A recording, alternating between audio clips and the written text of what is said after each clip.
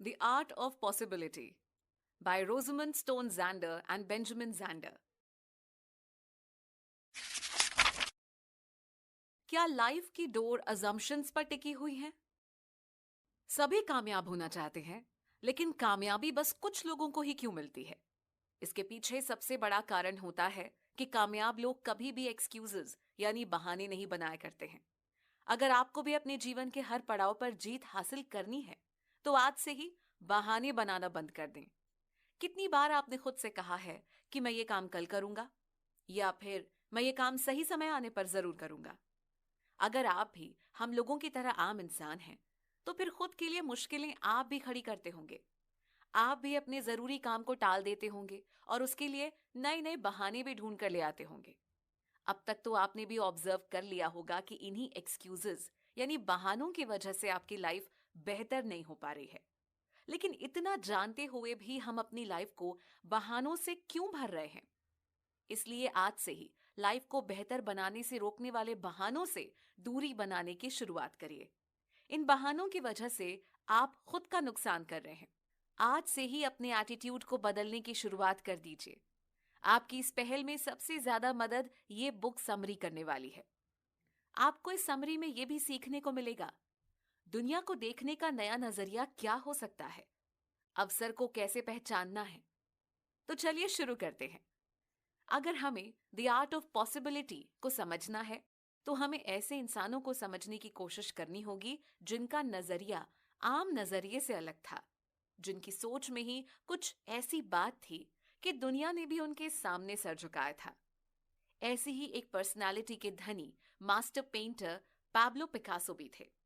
वाकया उस समय का है जब पिकासो पेंटिंग की दुनिया में बड़े नाम बन चुके थे। एक बार वो ट्रेन में सफर कर रहे थे, तभी एक आदमी ने उन्हें अप्रोच करते हुए सवाल किया कि क्या आप किसी भी इंसान की पेंटिंग को वैसा क्यों नहीं बनाते जैसा वो इंसान होता है? पिकासो ने आश्चर्य से पूछा कि आप क्या कहना चाहते हैं? इसके जवाब में उस आदमी ने जवाब दिया कि किसी भी पेंटिंग में आप फनी रंग दे देते हैं, ऐसा क्यों?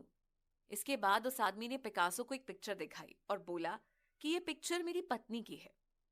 पिकासो को समझ में आ चुका था कि हमारा नजरिया लिमिटेड है।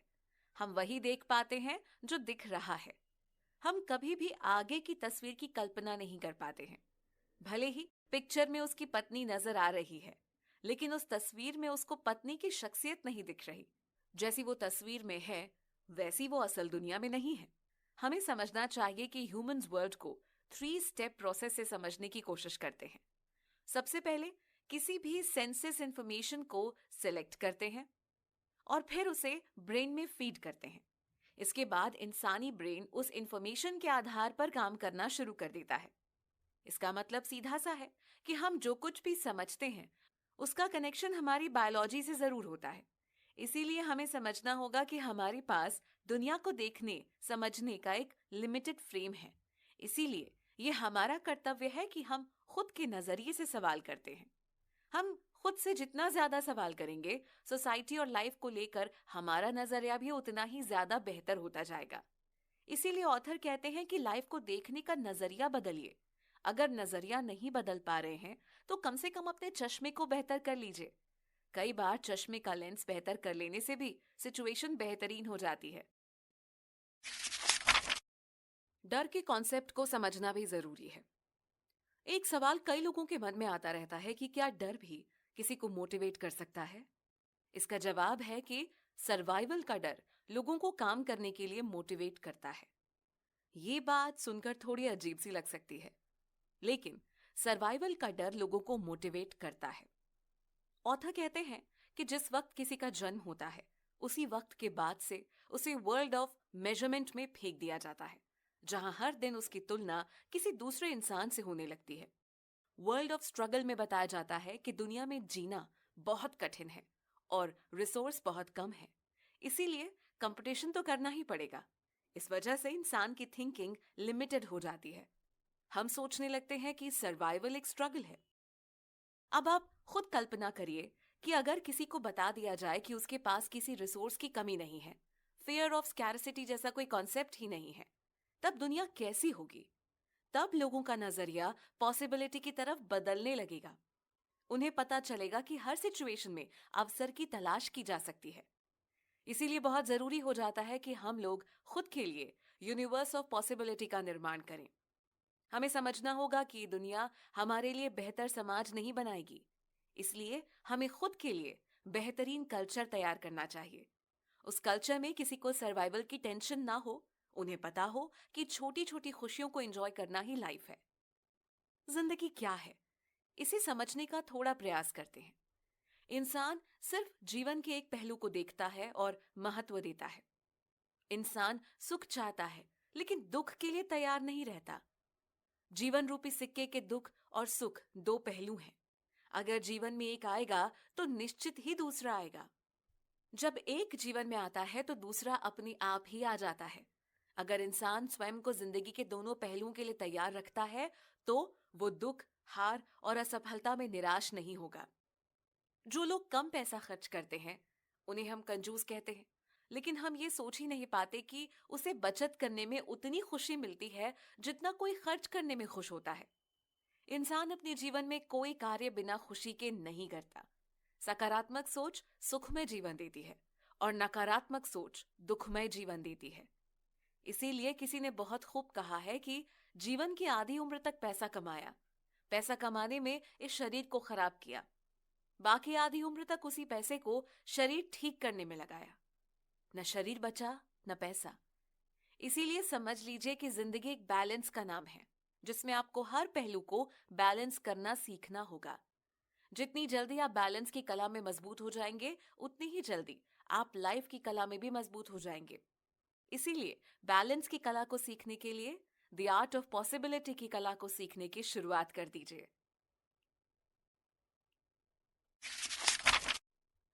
ट्रांसफॉर्मेशन की शुरुआत करिए। इसका महत्व सफलता से बढ़कर है। जरा सोचिए कि आप समुद्र के किनारे खड़े हुए हैं, जहां समुद्र की लहर बहुत सारी स्टार फिश बाहर फेंक कर अंदर चली जाती है। स्टार फिश तट पर तड़प रही हैं। वहीं आप एक लड़की को भी देखते हैं जो एक एक स्टार फिश को उठाकर समंदर में वापस फेंकती है। तब आप सोचते हैं कि ये बेमतलब का काम कर रही है, ऐसा करके भी ये सभी की जान नहीं बचा पाएगी।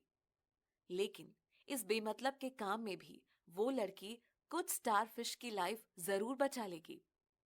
अब सोचिए उन स्टार फिश की लाइफ में कितना बड़ा डिफरेंस क्रिएट होगा। इसीलिए कहा जाता है कि सफलता का मापदंड पूरी तरह से नजरिए का खेल है। सक्सेस और फेलियर एक ही सिक्के के दो भाग होते हैं। हमें इस तरह से तैयार ही किया गया है कि हमारी नजर केवल और केवल सफलता की ओर ही जाती है। इसी वजह से हमारी जिंदगी फेयर ऑफ फेलियर में खर्च होती जा रही है। इसीलिए ऑथर कहते हैं कि स्टार फिश से ध्यान हटाइए और खुद की लाइफ पर लगाइए। आपको पता लगेगा कि अब समय आ गया है कि हम अपनी लाइफ को थोड़ी सी आजादी गिफ्ट में दे दें। हमें फियर ऑफ फेलियर से बाहर आने की कोशिश शुरू कर देनी चाहिए। अपनी लाइफ को अपॉर्चुनिटी की तरह देखने की कोशिश शुरू कर दीजिए। हर एक इवेंट से कुछ न कुछ सीखने की कोशिश करिए। अगर कहीं सफलता कम भी मिल रही है तो कोई बात नहीं, कम से कम तजुर्बा तो भरपूर मिल रहा है। दूसरों पर भरोसा न होने के कारण भी भय की उत्पत्ति होती है। एक दूसरे के बीच की दूरी किसी भी परिवार या समाज में अविश्वास और भय को जन्म देती है एवं प्रगति के लिए हानिकारक होती है। एक देश के निवासी जब एक दूसरे पर विश्वास नहीं करते तो उनके बीच भय का वातावरण पैदा होता है। आपको कानून से डरना चाहिए, परंतु आप समाज में निरंतर डर के साथ काम नहीं कर सकते। चाहे वो किसी भी प्रकार का भय हो, अधिकारियों का डर, अपने से वरिष्ठ लोगों का डर, अपने किसी प्रिय व्यक्ति को खो देने का डर, नौकरी खो देने का डर या फिर उत्पीड़न का भय। सत्य तो यही है कि हम भयभीत होकर कुछ भी नहीं कर सकते। जीवन में थोड़ा भय आवश्यक है, पर उतना ही जितना खाने में नमक। इसीलिए अब समय आ चुका है कि लाइफ के नमक को समझने की कोशिश करिए और खुद की सोच को बड़ा करिए।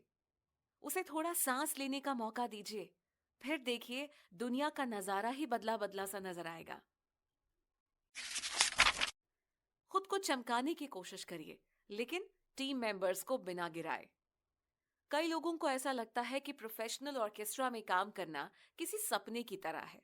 दिन भर म्यूजिक के बीच में और रात में ऑडियंस की तालियों और इमोशनल जेस्चर। लेकिन इसके विपरीत भी एक सच्चाई है।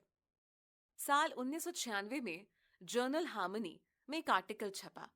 उसमें एक सर्वे की रिपोर्ट का हवाला देते हुए कहा गया कि सिम्फनी ऑर्केस्ट्रा में काम करने वाले लोग जेल गार्ड से भी ज्यादा लेस सैटिस्फाइड हैं। उन्हें अपने काम में मजा नहीं आता है। अब ये सवाल उठ रहा था कि आखिर इतने बढ़िया काम में कमी क्या है? तो इसका जवाब निकलकर सामने आया कि कमी काम में नहीं, बल्कि काम करने वालों में है। मतलब जो लोग बॉस हैं, वे खुद को हिटलर समझने लगते हैं। उनका एटीट्यूड ऐसा हो जाता है कि कोई भी उनकी बात बिना सवाल किए मान जाए। बॉस का एटीट्यूड ही फैसला करता है कि आपकी टीम कितनी मेहनत के साथ काम करेगी। इसीलिए अगर आप बॉस बने तो कभी भी ईगो को काम के बीच में नहीं आने दें। इसीलिए ऑथर कहते हैं कि खुद को चमकाने की कोशिश करिए, लेकिन टीम मेंबर्स को बिना गिराए। पॉसिबिलिटी के दरवाजे खोलिए और अवसरों का स्वागत करिए। कल्पना की दुनिया में चलिए और सोचिए कि आप फ्लोरिडा में वेकेशन के लिए गए हुए हैं, लेकिन वहां पहुंचते ही बरसात ने भी दस्तक दे दी। वेदर फोरकास्ट बता रहा है कि एक हफ्ते तक मूसलाधार बारिश होगी। अब आपके पास अपने बैड लक को कोसने के सिवाय क्या ही बचा है। लेकिन अगर आप चाहें तो विपरीत सिचुएशन में भी अवसर की तलाश शुरू कर सकते हैं। इसीलिए कभी भी इतना निराश मत हो जाइए कि कोशिश करना ही बंद कर दें। आप बारिश के मौसम में अपने पार्टनर के और ज्यादा करीब आ सकते हैं। अगर आप अकेले गए हैं तो किताब को अपना साथी बना सकते हैं या फिर बीचेस पर भी समय गुजार सकते हैं। फ्लोरिडा की बारिश आपके अंदर के शायर को भी जगा सकती है। बात सिर्फ इतनी सी है कि क्या आपके अंदर सिचुएशन को हैंडल करने का सही नजरिया है, या फिर आप सिर्फ और सिर्फ दुखी रहना चाहते हैं। याद रखिए कि लाइफ में दुखी होने की कई वजहें मिलेंगी, लेकिन मायने ये रखता है कि क्या आप उन दुखों में उम्मीद की एक लहर की तलाश कर सकते हैं। अगर कर सकते हैं तो असल मायनों में आप ही जिंदगी को जी रहे हैं। ऑथर कहते हैं कि 80% लोग अपनी लाइफ को बिताने के लिए जीते हैं, केवल 20% ही लाइफ को एक्सपीरियंस करने के लिए जीते हैं। इसीलिए जिंदगी की खूबसूरती को पहचानने की कोशिश करिए। ये काफी छोटी है, इसके हर एक पल को पूरी तरह से एंजॉय करिए। याद रखिए कि किसी ने क्या खूब कहा है कि जिंदगी ना मिलेगी दोबारा। पैशन की तलाश और उसका सही यूज करना भी बहुत जरूरी है। उस समय को याद करिए जब आपका अपने काम में पूरा मन लगता था। तब आपको याद आएगा कि आपके पास एनर्जी बहुत रहती थी। जी हाँ, एनर्जी लिमिटेड है और जब इसका कॉम्बिनेशन पैशन से मिल जाता है तो एक मास्टरपीस वर्क तैयार होता है। पैशन ही वो चीज है जो आपको खूब सारी एनर्जी दे सकता है। इसीलिए कहा भी जाता है कि करियर में सफल होने के लिए जिस चीज से प्यार हो उसी को काम के तौर पर चुन लीजिए। ऐसा करने से आपके अंदर एनर्जी का सोर्स तैयार हो जाएगा। अगर कोई इंसान पैशन को आदत बना सकता है तो वो कभी भी फालतू या आलसी नहीं बन पाएगा। यदि आप अपने जीवन में सफल होना चाहते हैं तो आपको पैशन के साथ गोल सेट करने की आदत को अपनाना होगा। फिर चाहे करियर में अच्छा प्रमोशन चाहिए या करियर को बदलना हो, गोल सेटिंग से आप अपने लक्ष्यों को जल्दी अचीव कर सकते हैं। गोल्स हमेशा ऐसे होने चाहिए जिससे आप मोटिवेट हो सके, यानी उन्हें अचीव करने का महत्व पता होना चाहिए। यदि आपकी रुचि नहीं है तो आपको बहुत ही कम आउटपुट मिलेगा। गोल्स अचीव करने के लिए मोटिवेशन बहुत महत्वपूर्ण होता है। गोल्स को जीवन की सबसे उच्च प्राथमिकता के आधार पर ही तैयार किया जाना चाहिए। इससे आपके प्रयास भी तेज होंगे। आप जो भी गोल सेट करें उन्हें एक डायरी में अवश्य नोट करें।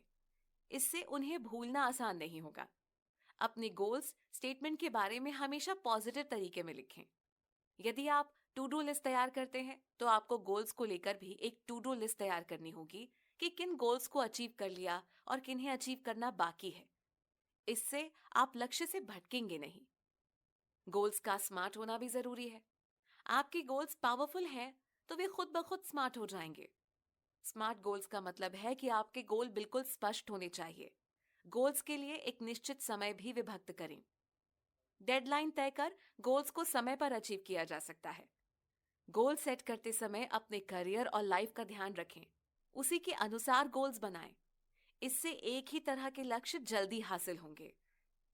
गोल सेटिंग के दौरान इस स्टेप को नजरअंदाज नहीं करना चाहिए। लक्ष्यों की सफलता के लिए एक्शन प्लान पर विचार करना बहुत जरूरी होता है। इसीलिए हर एक स्टेप के बारे में लिखें कि आपको किस तरह से काम करना है।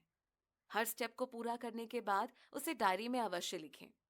इस तरह से आपको ये भी पता चलेगा कि कहाँ कमियां रह गई हैं और उन्हें कैसे दूर किया जा सकता है। गोल्स तैयार करने के बाद अपने फ्रेंड्स, फैमिली मेंबर या मेंटोर से शेयर करें, क्योंकि शेयरिंग इज केयरिंग। इससे गोल्स को अचीव करने के लिए आपको अच्छे सुझाव भी मिल सकते हैं। साथ ही साथ बड़े टारगेट पर फोकस करने की बजाय आपको छोटे छोटे टारगेट पे फोकस करना चाहिए। इससे गोल्स को अचीव करना आसान हो जाएगा।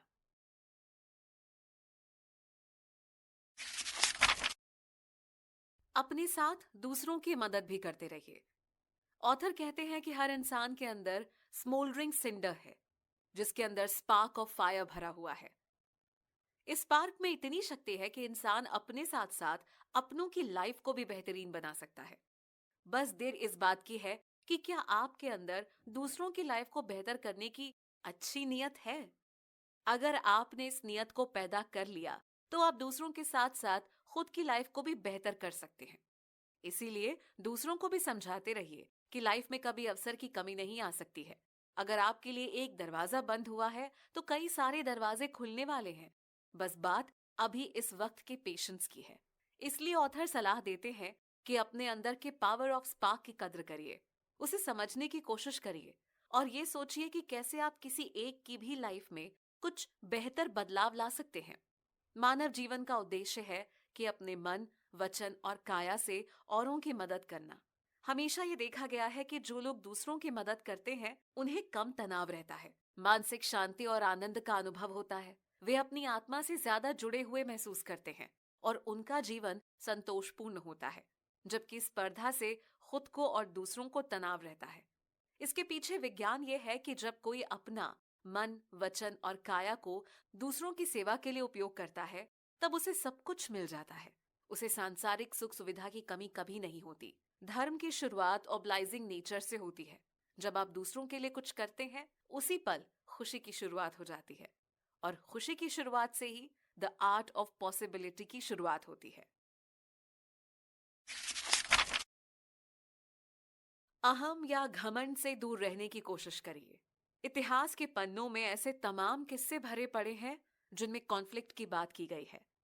उन कॉन्फ्लिक्ट में राष्ट्र, राजनीति, प्रेम, राजगद्दी, पावर, तमाम चीजें शामिल हैं। अगर आप बारीकी से उन कॉन्फ्लिक्ट्स की तह तक जाने की कोशिश करेंगे, तो आपको पता चलेगा कि पूरी लड़ाइयों और बर्बादियों में अहम और घमंड का बहुत बड़ा योगदान रहा है। इसीलिए ऑथर कहते हैं कि अगर आपको एक इंसान के तौर पर तरक्की करनी है, तो आपको घमंड से दूर रहने की कोशिश करनी चाहिए।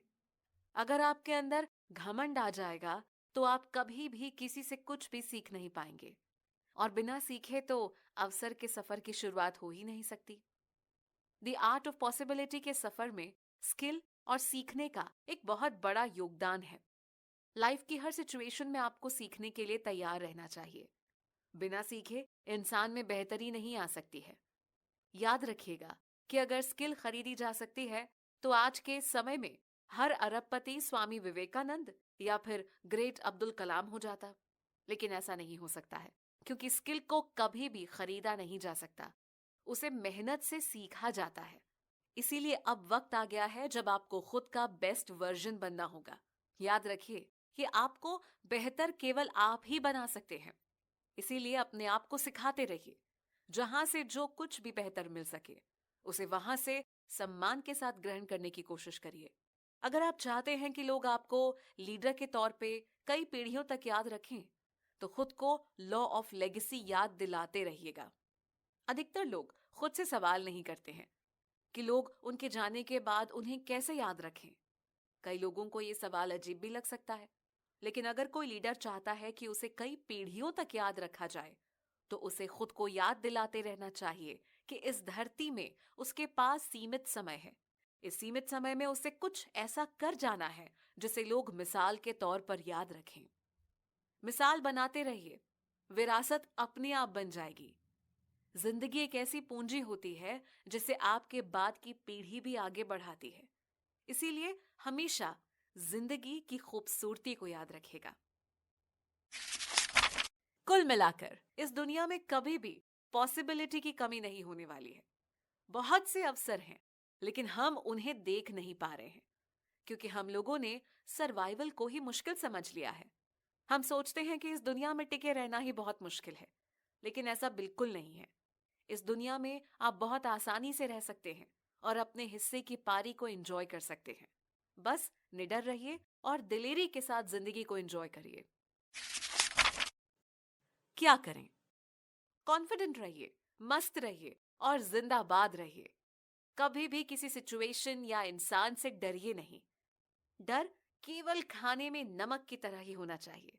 हाँ, साथ ही घमंड में भी मत रहिए और सबकी इज्जत करिए।